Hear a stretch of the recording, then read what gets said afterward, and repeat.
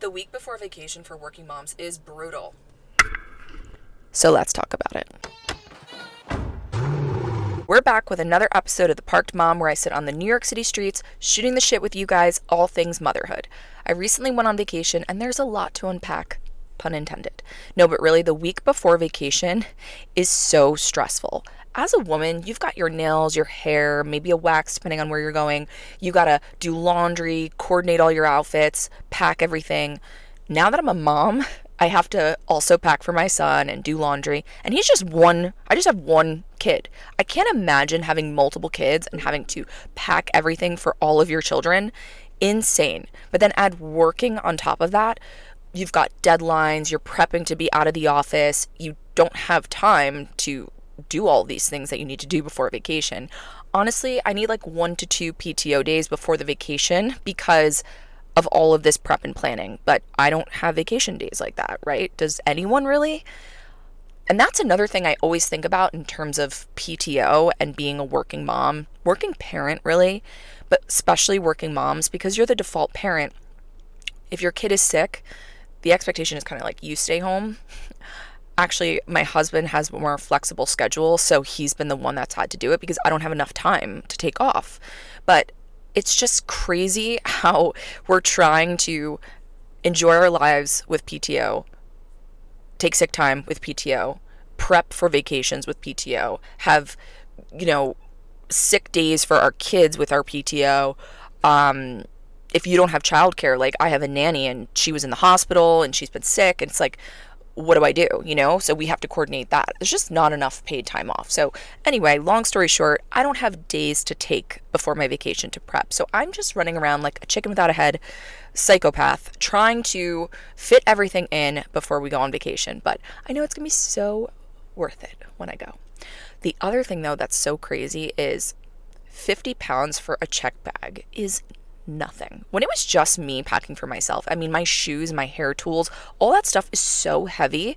I'm always over the 50 pounds. Like I'm bringing other bags. I'm trying to unpack at the airport to see how I can reduce the weight. But now I'm not going to bring a whole other suitcase for my son. So I'm putting his stuff in my suitcase. And now I really got no room. I'm like, basically, I've got no shoe options. I'm picking one hairstyle for the week. It's very different. In general, it's just crazy the amount of stuff you have to bring when you're traveling with a toddler, an infant, stroller, diapers. I mean, I was going to be local, like domestically, so I just got diapers when I was there and wipes and stuff because they have all the things that I need. But if you're traveling internationally, like, you don't know what they're going to have. So I do try to bring some because it's also a pain. You got to coordinate then. You got to go to the store, make sure you've got enough stuff going on. And it's so much planning, and there's so many things to pack, right?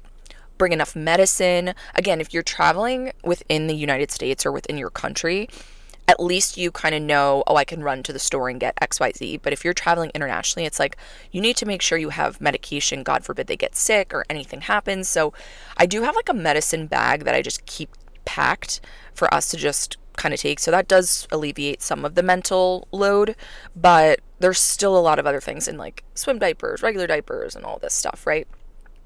And the car seat, traveling with all of this stuff, it's humbling. It really makes you laugh thinking about your life before kids. You're like, was anything ever difficult? Everything seems like a piece of cake. You run an errand by yourself now, you're like, wow, life is easy. What was I ever doing? I don't know. I was never busy either. But anyway, the whole experience, chaotic. And you get to the airport with a toddler. It's quite humbling. It is quite humbling. We're not big on screen time. We really try to avoid it. So we always have to have all these activities packed and snacks and all these different things, right? And it's just hectic. At this age, my son's about to be 2. It's he just wants to explore. He wants to climb. So we sit in the seat on the plane and he's kicking the seat in front of him. Don't want him to kick the person in front of him. Oh, he's pulling the thing. He's touching this. He's standing up. He wants to go over there. I'm like, oh my God, here's an activity. Doesn't pay attention. We, in a pinch, have tried to see, will he watch a movie? Or can we get him to watch something? Nope. We've avoided screens so much that he doesn't even like to watch anything. So, joke's on us. But anyway, the whole experience traveling with a toddler is, yeah, humbling to say the least. I feel like I know that it gets easier, but again, I think about people with multiple kids. Hats off to you guys. But vacation itself is it's so wonderful. I'm so appreciative when I go on vacation and I get to experience this time with my son, my husband, like our family. But I think that coming back is such a hard pill to swallow. It always has been before I was a mom. Like, I think everybody kind of gets like vacation blues. Like, you come back, you're like going to work and back into the routine. You're kind of like, ugh, gosh. But as a mom, a working mom, it hits different. I have this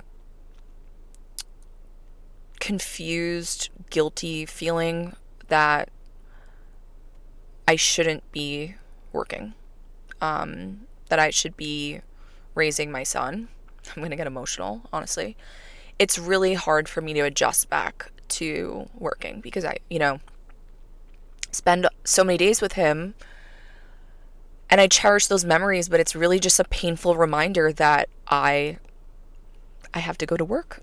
And I'm not going to see him the way I've been seeing him when I'm on vacation, right? And those memories together. So it's really difficult. And I really just sometimes wish I could press pause on my career. I work so hard to build my career and I'm grateful for it. And I'm fulfilled many days from my career, stressed, but fulfilled. But these are the most precious years of my son's life. And I wish I could just pause and pick back up with my career. Yeah, mom guilt is interesting. Mom guilt, I think in the beginning, postpartum, is so much stronger than later on because you are your baby's world, right? Like, you are with them 24/7 and you are the primary caregiver because that is just biologically how things are. And slowly you start to get pieces of yourself back, right? Like, you go and get your nails done for the first time, or you go get your hair done, or you go out with your girls for the first time, and you start to get little pieces of yourself back. Although you do have mom guilt where you feel this need to rush back. I felt that a lot postpartum. Like, in the early days, if I did anything without him, I was like, oh my God, I gotta rush back, like alleviate either my husband or, my mom or my mother-in-law, whoever was watching him, and be back with him because I felt guilty for being away from him. But then over time, as you start to get more pieces of yourself back, you realize, okay, I do need to pour into my own cup, but I have a limited amount of time. Limited, not unlimited. And how do I want to spend that time, right? So I want to pour into my own cup. I want to have hobbies and I want to be fulfilled in a personal way and take care of myself. I want to work out and, keep up my appearance, but I want to spend time with my son. And I think that the corporate world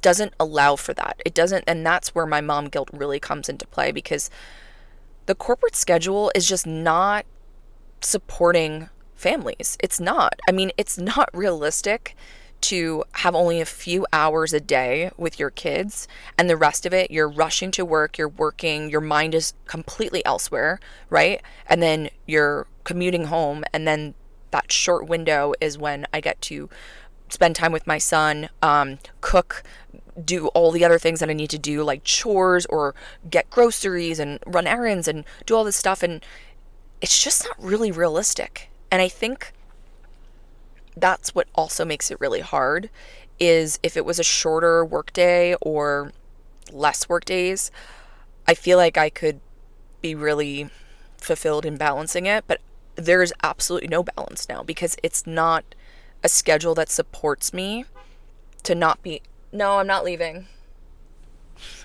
That's usually me driving and pulling up to someone and be like, all right, but I literally have a mic, sir. Like, no, I'm not leaving. But yeah, it's really crazy. But there's so many things that I think are different for moms versus dads. The mom guilt is definitely one of them. The other thing, I mean, I guess men experience it, but just, again, we're with our kids more. And I think by default, like, we take our children to the bathroom. No one prepared me for the public bathroom experience with a toddler. Trying to go to the bathroom while they are running amok, trying to like stop him from touching things, touching the ground, laying on the ground, going under the stall. It is like a stressful time in the public bathroom. But when I was on vacation, I flew into a newer airport and they had this like little seat that had straps that could hold your baby or toddler, or, I don't know, it was like up to 50 pounds. So it's actually like kind of a large child. So you could go to the bathroom. And I was like, this is genius. We need more women designing places that support moms and families, because this to me is a no-brainer. Goes back to, like, I have one kid. I can't imagine, like, if you had twins.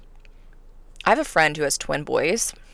I can't imagine going to the public bathroom and having to pee with twin boys. Like, okay, if I really needed to, I would probably sit my son on my lap. Like, if it was an environment, like, I really didn't want him to touch things, or I had, like, not enough space, I would just sit him on my lap. But two?